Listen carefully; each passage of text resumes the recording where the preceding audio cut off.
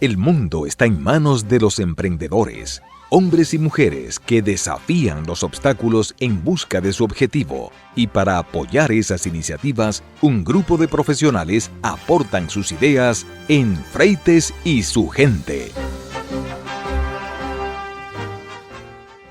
Señoras, señores, amigos del planeta Tierra y más allá, gracias, muchísimas gracias por estar en sintonía con nosotros aquí en La Nota 95.7 y por VTV, Canal 1090. Esta mañana escribía yo en el Listín Diario que en muchos análisis que veo en la prensa internacional, colocan al presidente Donald Trump como un loco, estúpido o negociante sin escrúpulos y pierden de vista que la ambición de Donald Trump es ganar su tercer Oscar, aunque para eso tenía que torcer la Constitución y que la guerra de Irán para él es solo una acción de rescate de Estados Unidos como hegemón mundial. Pero los críticos de Donald Trump escamotean la inteligencia y las dotes histriónicas del presidente norteamericano, que es un adicto a la atención pública y que fue seleccionado por los poderosos de Norteamérica para sostener esa nación en el primer lugar de los controladores del clima político mundial y de la economía. Entre bombas y amenazas, Trump ha colocado a su país como principal exportador de petróleo y al tiempo que recupera Venezuela, asfixia las operaciones de Irán en el estrecho de Hormuz, doblega a Europa, obligándola a comprarle gas y petróleo al precio manipulado del mercado y le tranca el juego a China sin que oculte sus ambiciones de tener bajo su égida a México, Canadá y Groenlandia, que están en su área de influencia. Trump se beneficia económicamente de su posición como presidente, como hace Vladimir Zelensky, durante el tiempo que le permitan a ellos actuar en favor de sus patrocinadores. En la vida cotidiana, lo que importa es el dinero. La geografía, religiones, derechos humanos son pretextos para el guión que distrae y aporta contenidos. Es posible que el alargamiento de los conflictos existentes, más lo que se van a generar por la presencia norteamericana en el Oriente, culminen con otra guerra mundial, que entonces entronice la nueva correlación del mando mundial, como pasó con la Segunda Guerra Mundial, que fue la sepultura de Inglaterra como el principal imperio del mundo. Aunque ya venía de caída, fue en la Guerra Mundial, aunque ganó la guerra, porque eso hay que decirlo, Inglaterra estuvo entre los países que ganaron la guerra, pero lo que había gastado en la guerra y la situación con su colonia la obligó a coger dinero prestado. ¿Qué pasó? Que Inglaterra cayó como un país más con el tiempo. Ya para 1920, Inglaterra era ya un país de tercera división, de segunda, digamos. A Trump y al grupo que representa le importan poco los países árabes y cualquier otro. Pero si tienen petróleo o tierra rara, la cosa cambia. Por eso no va a importar si son los demócratas los que ganen las elecciones de medio término o las presidenciales. Eso no va a importar, porque la rueda económica norteamericana tiene que seguir girando, porque ahora además hay un mercado internacional para la fabricación de armas.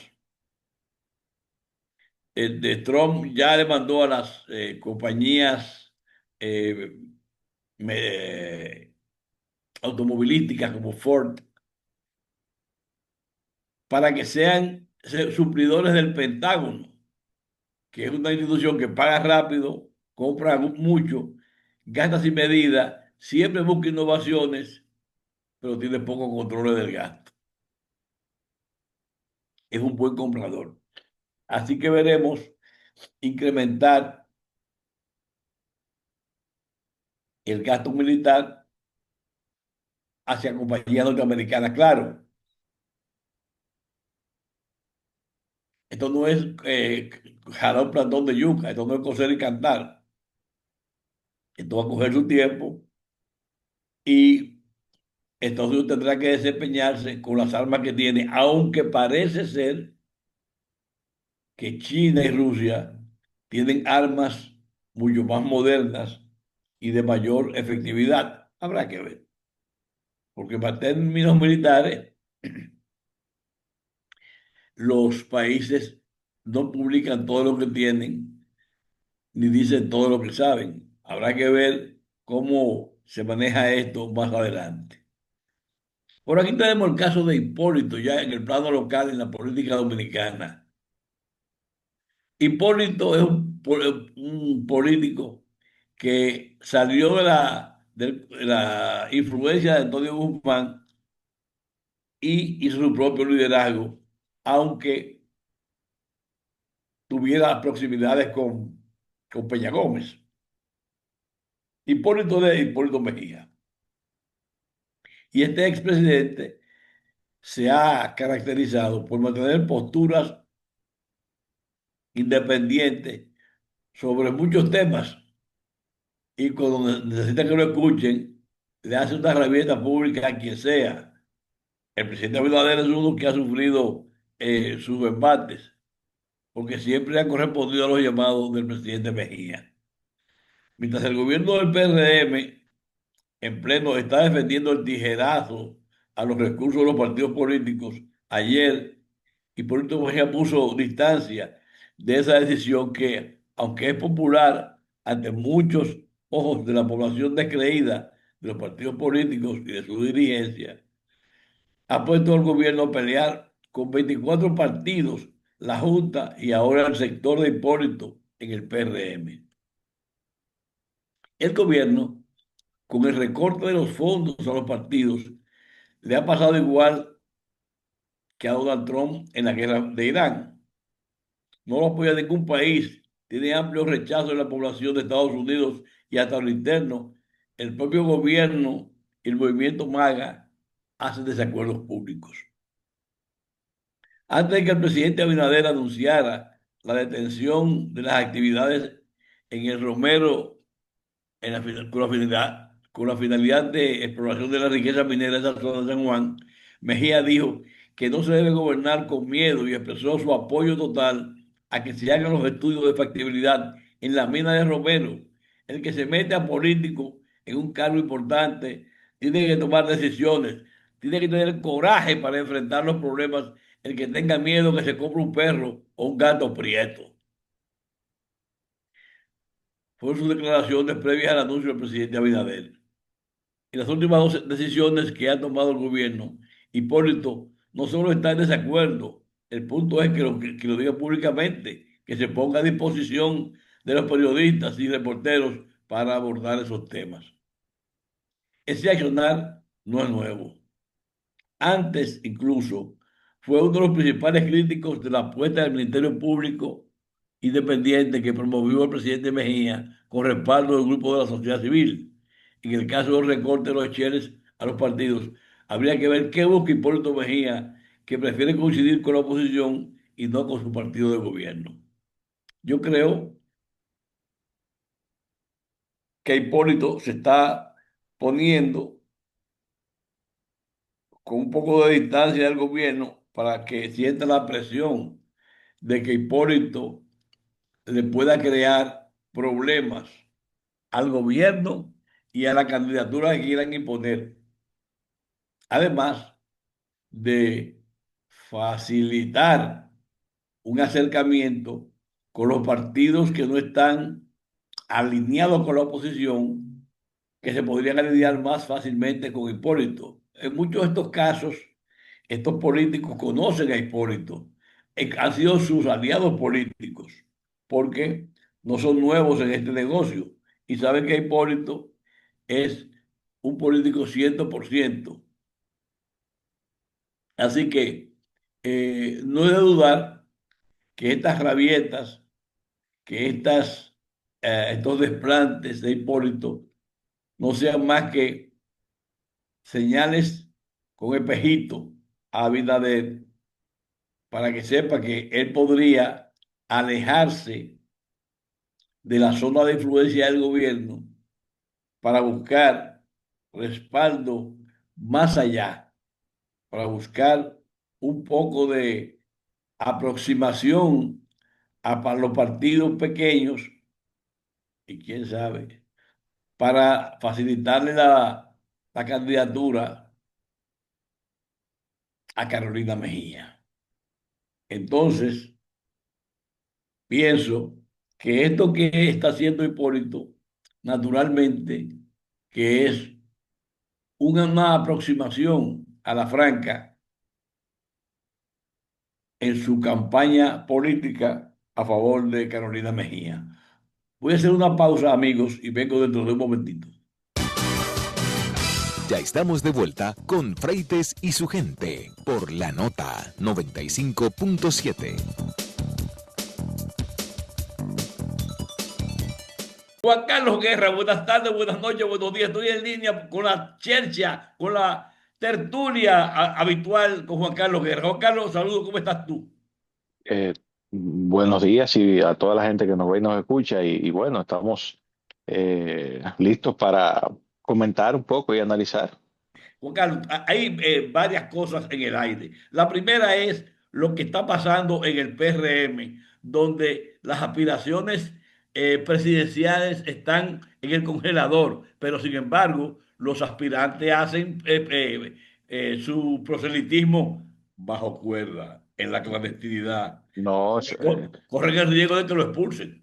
no, eso usted sabe que eso no va a pasar. De hecho, todo luce indicar que en el PRM hay un movimiento importante para que a las primarias de 2027 o llegue David Collado solo o únicamente llegue con un contrincante sin grandes posibilidades.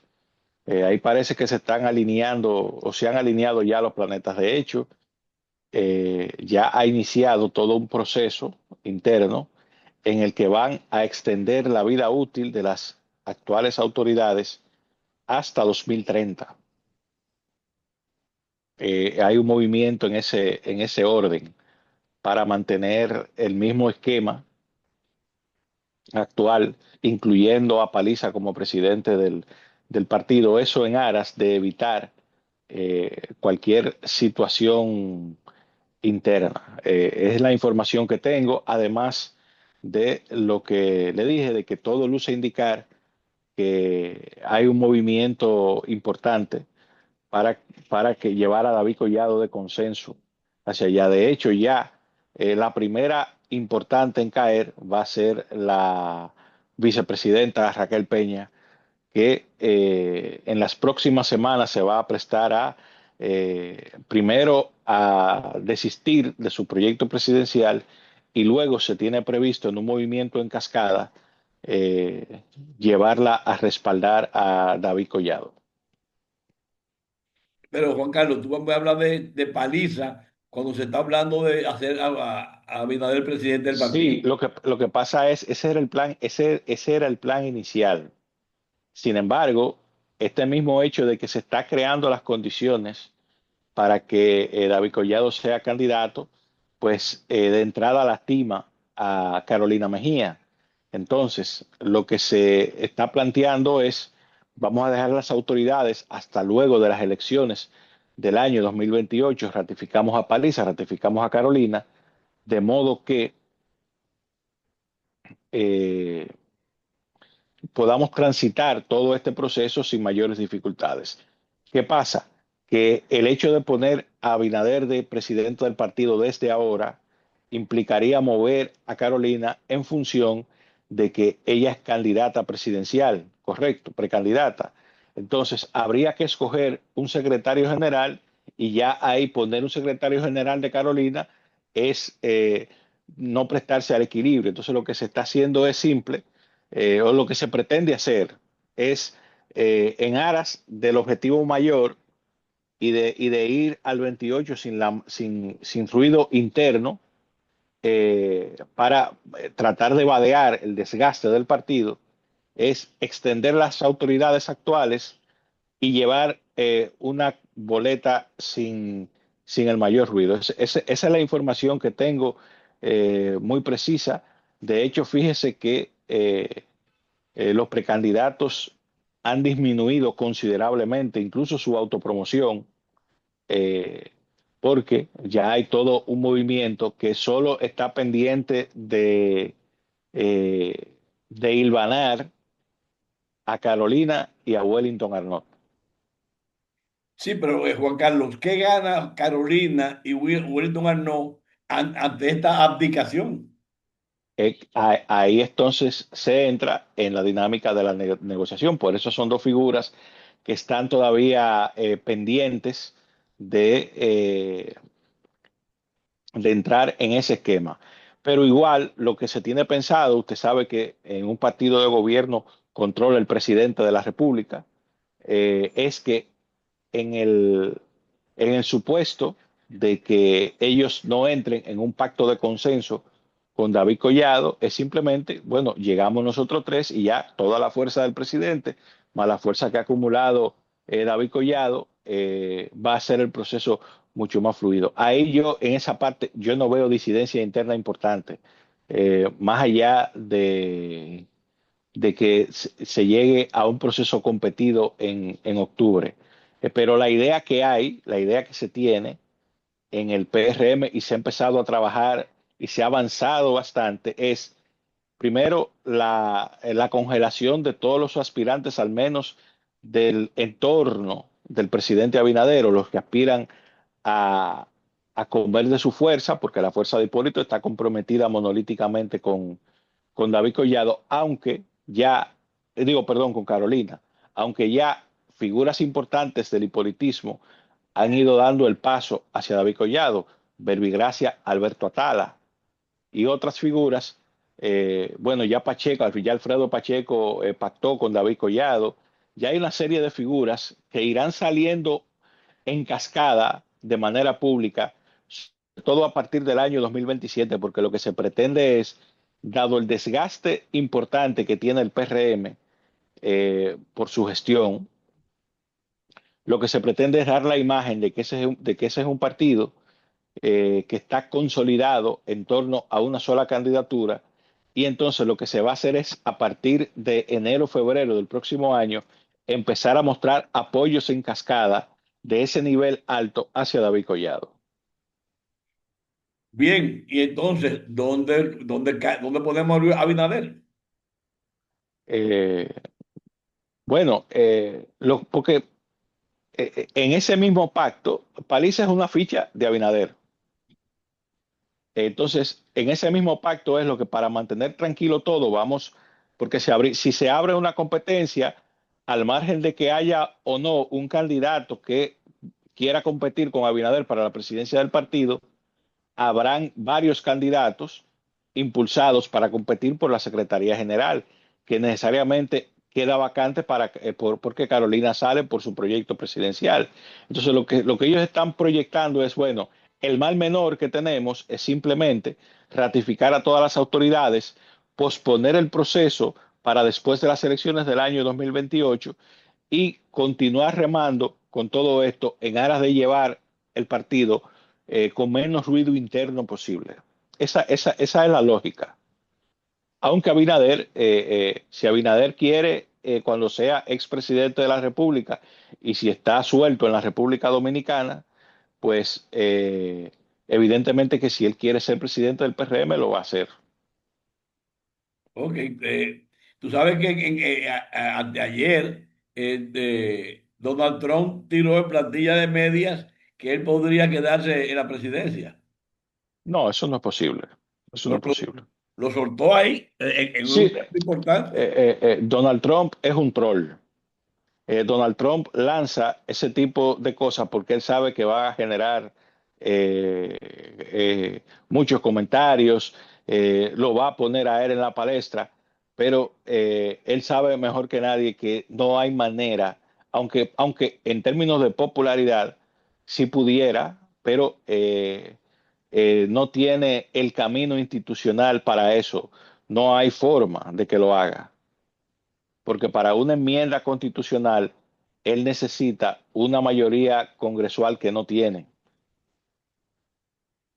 Sí, no, E incluso, sí. incluso una composición de la, de la Corte, porque hay una tesis también de que pudiera, vía la Corte Suprema de los Estados Unidos, conseguir eh, la licencia para ser candidato, pero tampoco tiene los votos en la Suprema para lograrlo. Es decir, el proceso para una enmienda constitucional en los Estados Unidos es engorroso, porque no solamente amerita que esa enmienda la apruebe el Congreso Federal, sino que tiene que ser aprobada por la mayoría de los congresos estatales. Entonces, esa configuración es tan abigarrada que Donald Trump, aunque tuviera los votos en el Congreso de los Estados Unidos, debería tener además el apoyo de la mitad más uno de las asambleas estatales de Estados Unidos. Es decir, que ese camino está totalmente empedrado para él, pero él, en aras de seguir en la palestra, incluso de desviar la atención, pues lo lanza. Ok. Juan Carlos, vamos a dar un giro hacia el caso de Ucrania, de Irán, que ayer el Marco Rubio dijo que para los fines de Norteamérica ya la guerra había terminado porque cumplió sus objetivos. Sin embargo, las hostilidades se mantienen. Bueno, eso está en un punto, primero en un punto muerto.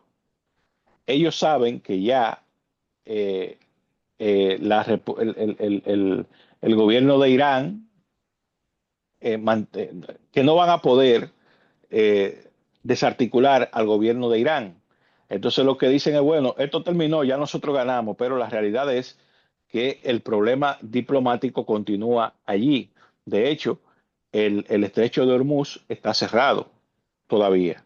Es decir, que, pero yo pienso que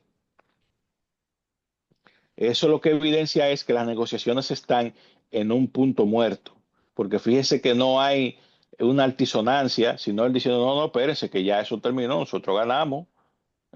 Diciéndole a ellos, miren, si ustedes quieren dejar eso así, lo dejamos así, pero yo me voy a declarar ganador. Es decir, eh, las negociaciones allí, todo luce indicar que van a durar un tiempo en el congelador. Yo pienso que ese conflicto podría parecerse un poco al conflicto en Ucrania, que aunque las hostilidades se mantienen, pues uno sabe que el conflicto está en una especie de España boba, de punto muerto, ni para allá ni para acá. Sí, yo siempre he dicho que Rusia ha tratado con suavidad a Ucrania porque no ha hecho una operación de destrucción masiva, es decir, es cortándole, digamos, las muelas, pero Correcto, no.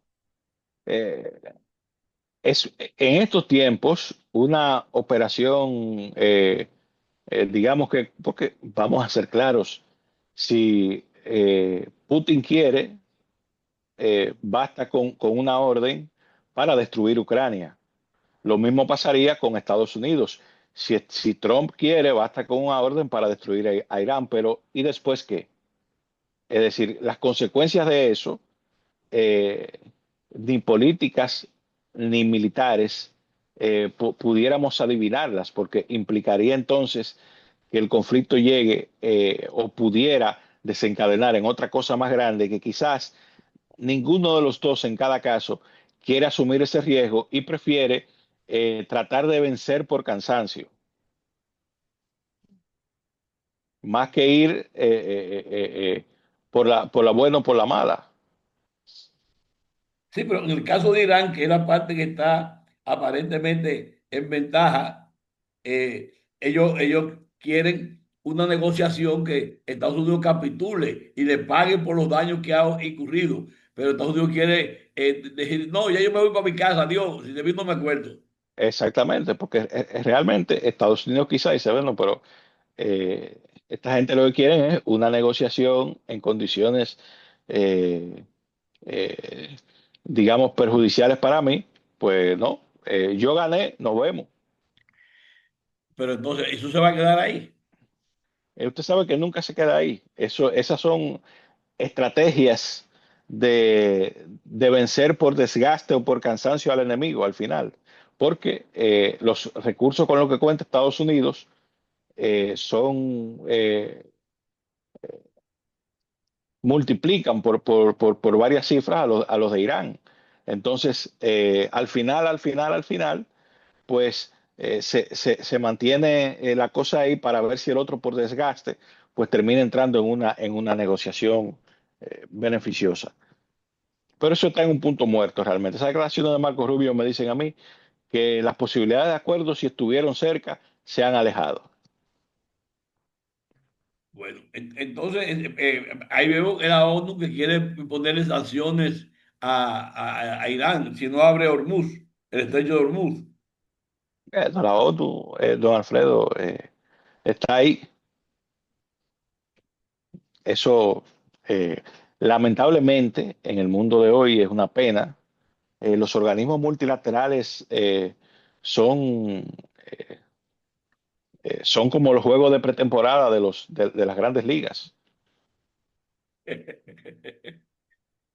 Uno los Como la ve Liga, porque le, como la Liga de un- la Toronja. exactamente, uno los ve porque le gusta el béisbol, pero uno sabe que ni un solo hit de eso que se va a ejecutar allí es válido. Es decir, que es lamentable, eh, pero ya hoy día ningún organismo multilateral tiene peso específico real, geopolíticamente hablando, como lo tuvo en un momento determinado. Sí, se dice que eso es parte de la situación de desaparición del hegemón de Estados Unidos. Yo tengo mis dudas ahí, porque la hegemonía norteamericana no va a caer por ahora.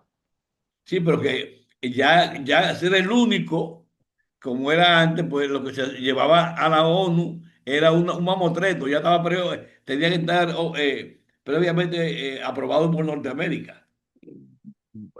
Lo que pasa es, bueno, los últimos secretarios generales de la ONU han sido críticos con los Estados Unidos. Eh, lo que pasa es que esos organismos multilaterales han perdido el mismo hecho, porque una cosa trae la otra, el mismo hecho de que ya vivamos en un mundo en el que las relaciones bilaterales tienen mucho más posibilidades de ejercerse de manera pacífica, en el que domina lo comercial, lo económico. Ese mismo hecho eh, ha, ha constituido unos organismos multilaterales que sirven de muy poco, porque cuando estamos hablando donde funciona el dinero, lo demás queda en un segundo plano. Yo lo veo más desde esa óptica. La autoridad que han perdido esos organismos, pues, vuelvo y repito, es una pena. Realmente se debe más a un asunto de que si los estados pueden entenderse por otra vía, no van a buscar a un tercero para que lo haga. Pero antes se entendían por qué, porque Estados Unidos era el mandamás, Pero que ahora se está entendiendo todo el mundo, don Alfredo. porque son negociaciones bilaterales, Pues reales. precisamente, Antes eran supuestamente bilaterales, era el patrón americano, pero ese es el punto. Es decir, en la medida en que lo bilateral va tomando fuerza, los organismos multilaterales van perdiendo autoridad. porque Estados Unidos ha perdido autoridad. Estados Unidos no ha perdido autoridad, don Alfredo. Ese es un sueño. Ajá. Ese es un sueño. Estados Unidos no ha perdido autoridad. Y, No domina solo, pero no ha perdido autoridad. Ni Rusia ni China, que se atreven a hacer nada si no tienen al menos el, el, el silencio de los Estados Unidos, pero si tiene Estados Unidos totalmente de frente, no lo hacen. todavía lo respetan. Exactamente, es decir, y mientras eso esté, olvídese. De hecho, es muy sencillo. Si yo le entrego ahora a usted 10 millones de pesos y le digo conviértelo a moneda fuerte y ponlo en un banco, usted lo convierte a yuanes, a rublos o a dólares. Cambio fuera. Vamos a dejar eso, Juan Carlos.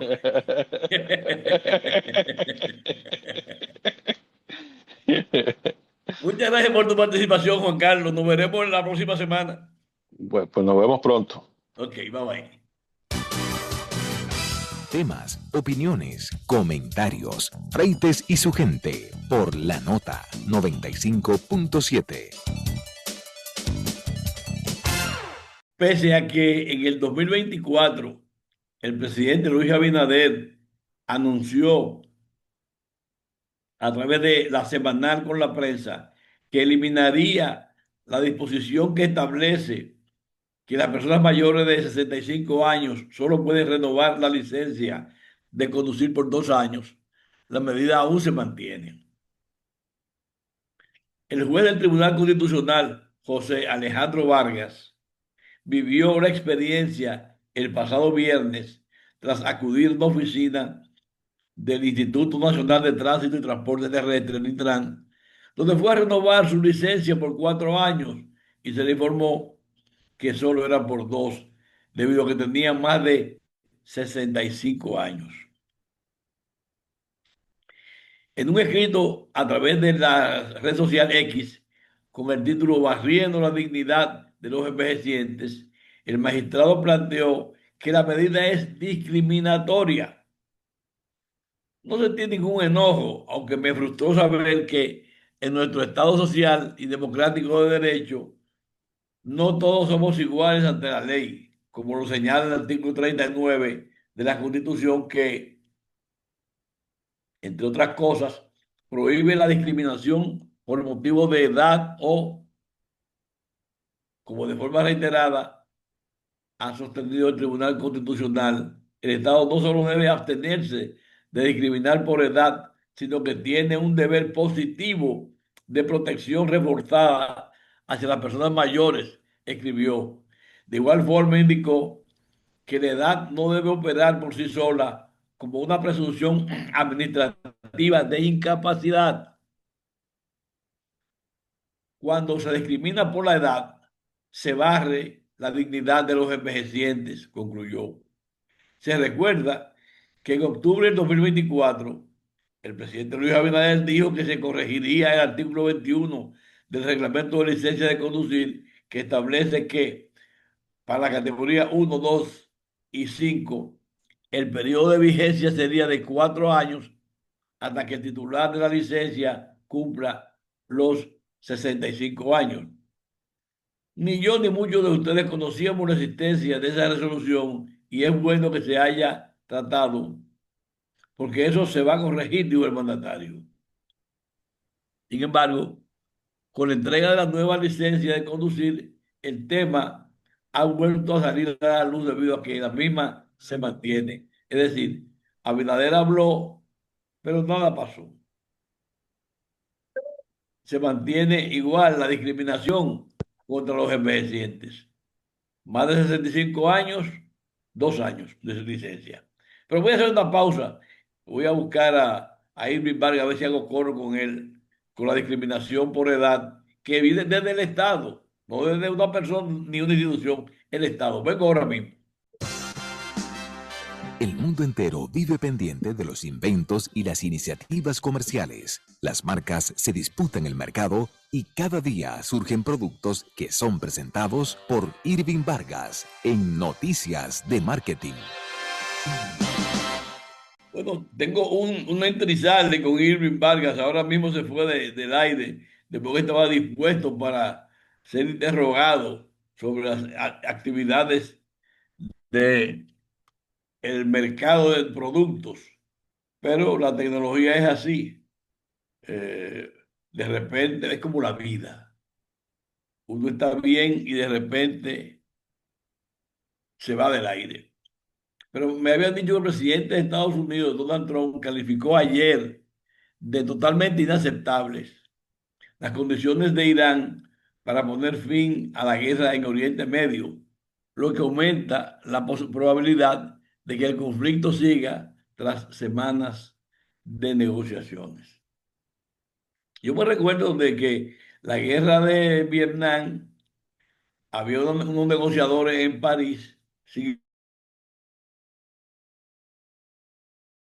muchísimo esas negociaciones. Trump dijo, acabo de leer la respuesta de los llamados representantes de Irán. No me gusta. Totalmente inaceptable, dijo Trump en su red social, Truth Social.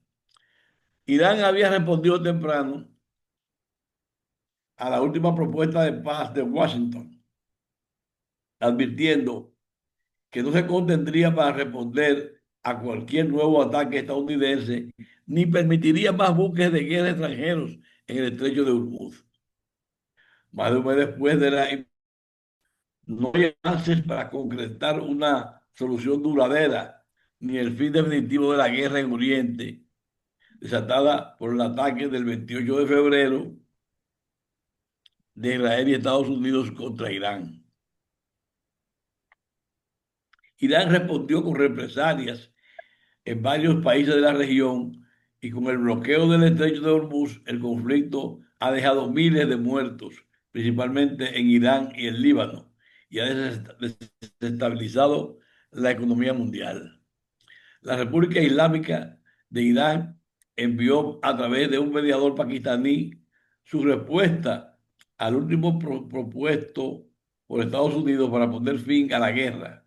Eso reportó ayer la agencia oficial de noticias IRNA, sin dar más detalles. La agencia destacó que la respuesta de Irán se centra en poner fin a la guerra y garantizar la seguridad marítima en el Golfo y en el Golfo Pérsico y sobre todo en el estrecho de Hormuz. Trump no mencionó el anuncio de Irán en una extensa publicación en Truth Social más temprano ayer en la mañana, pero acusó a la República de Islam de reírse de su país. Ya no se reirán más, dijo Trump. Según un alto funcionario estadounidense, Trump presionará al expresidente de chino, Xi Jinping, sobre la cuestión de Irán cuando visite Pekín en esta semana.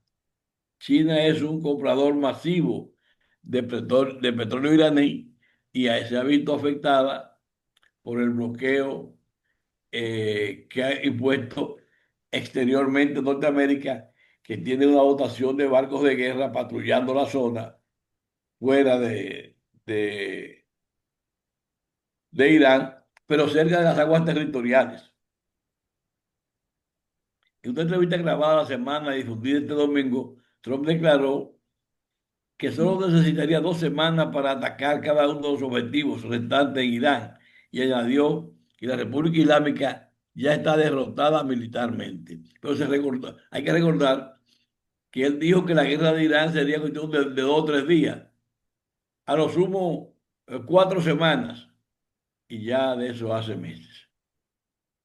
Dice Trump, nunca nos inclinaremos ante el enemigo.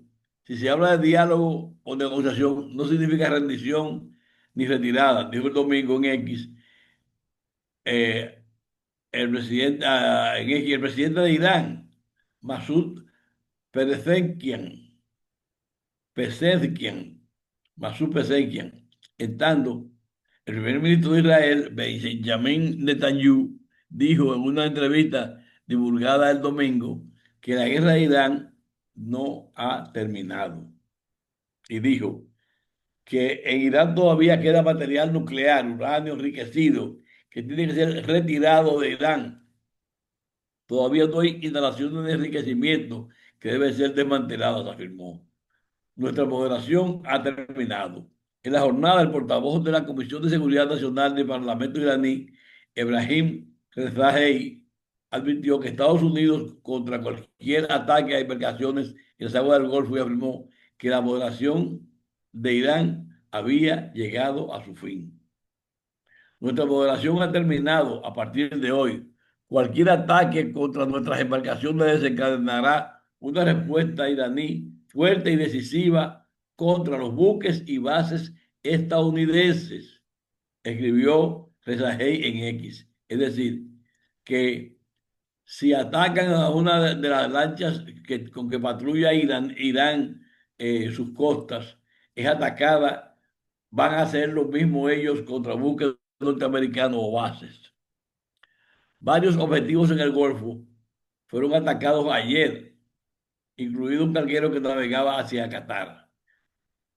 El ministro de Defensa catarí señaló que un carguero que llegaba a sus aguas procedente de Abu Dhabi fue alcanzado por un dron al noreste del puerto de Mesaíed. Aunque no hubo ninguna reivindicación de responsabilidad inmediata, la agencia de noticias iraní Fars informó que el granadero que fue alcanzado cerca de la costa de Qatar navegaba bajo bandera estadounidense y pertenecía a Estados Unidos. Por su lado, Emiratos Árabes Unidos acusó a Irán de ser responsable de un ataque que tuvo como objetivo su territorio. De igual forma, Kuwait reportó un intento de ataque que dijo fue neutralizado. Irán advierte a Francia y al Reino Unido, y esto es una extensión de la respuesta. El presidente de Francia, Emmanuel Macron, afirmó que su país nunca consideró un despliegue naval de tipo militar en el estrecho de Hormuz y precisó que su plan era una misión de seguridad concertada con Irán. Macron realizó estas declaraciones después que Irán advirtiera a Francia y al Reino Unido de una respuesta decisiva e inmediata en caso del envío de cualquier buque de guerra al estrecho de Hormuz. En Irán, el jefe militar Ali Abdollahi se reunió con el líder supremo del país, Mojtaba Khamenei, y, según la televisión estatal iraní, recibió directrices e instrucciones para la continuación de las operaciones. Es decir, la cosa en el estrecho de Hormuz ha vuelto a ponerse color de hormiga porque los iraníes dicen que van a responder a cualquier buque, no importa de qué país sea, que se adentre en sus aguas territoriales. En el frente del Líbano, el Ministerio de Salud informó que dos paramédicos del Comité Islámico de Salud, afiliados al movimiento chiita Hezbollah, murieron y otros 5 resultaron heridos ayer en bombardeo israelí pese al alto al fuego vigente. Eso es algo común. Los israelitas no respetan eso de alto al fuego. Y ya cae, parece que va a caer la primera víctima de la guerra petrolera. El primer ministro británico, Keir Starmer, está luchando por conservar su cargo después de que unos resultados devastadores en las elecciones locales para su partido laborista impulsaran a decenas de legisladores a pedir su dimisión. Starmer planea utilizar un discurso el lunes, o sea, hoy, para sostener que puede cambiar de rumbo y reactivar la suerte de su gobierno, pero su posición es frágil, mientras sus rivales sopesan sus opciones. Una legisladora, Catherine West, afirmó que intentará activar una contienda por el liderazgo si no le gusta lo que dice el mandatario en su discurso. La ex vicepremiera ministra Angela Rayner, a menudo vista como una posible rival, señaló que el partido necesita cambiar, aunque no pidió explícitamente la renuncia de Starmer. El primer ministro debe ahora estar a la altura del momento y exponer el cambio que nuestro país necesita, declaró Rayner. Starmer intenta recuperar impulso tras las fuertes pérdidas de su partido en las elecciones locales en toda Inglaterra y en votaciones legislativas en Escocia y en Gales la semana pasada. La consulta electoral fue vista como un referendo no oficial sobre Steinmeier, cuya popularidad se ha desplomado desde que llegó al poder con una victoria aplastante hace menos de 2 años. Su gobierno ha tenido dificultades para lograr el crecimiento económico prometido, reparar los servicios públicos y aliviar el costo de la vida, y se ha visto lastrado por repetidos tropiezos en asuntos que incluyen la frontera, la reforma del bienestar social. Esto de Inglaterra es importante porque la comunidad europea tiene muchos problemas internos por el abastecimiento de combustible, por la marcha de sus industrias, por la caída de las ventas de sus productos en el mundo. Y eso repercute hacia el interior de sus países. El costo de la vida en Inglaterra, claro que se ha levantado porque hay una caída de la economía. Y se habla de sacudimientos políticos en toda Europa antes que en América por el tema del costo de la vida, porque los europeos se habían acostumbrado a un estilo de vida mucho más alto, porque se habían descansado todo su apoyo, toda su defensa militar en Estados Unidos. Es decir, tenían pocos gastos de soldados y de equipo militar, y entonces, aunque gastaban dinero en apoyar a Ucrania, el asunto de interno pues se manejaba de otra forma. El tema de Gran Bretaña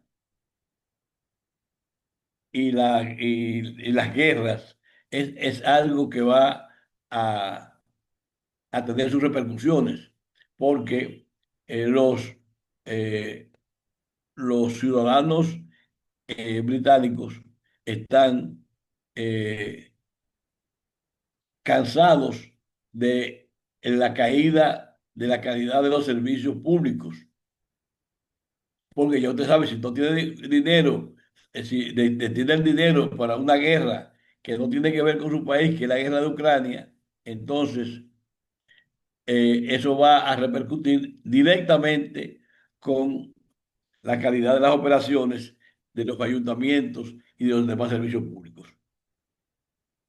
Señoras, permítanme hacer una retirada. Señoras, señores, amigos del planeta Tierra y más allá, gracias. Muchísimas gracias por la sintonía. Espero que estén listos y le agradezco que se haya mantenido en sintonía. Alfredo Frente, en nombre del equipo, le da las gracias y espera que se mantengan ahí para que nos encontremos mañana. Hasta luego.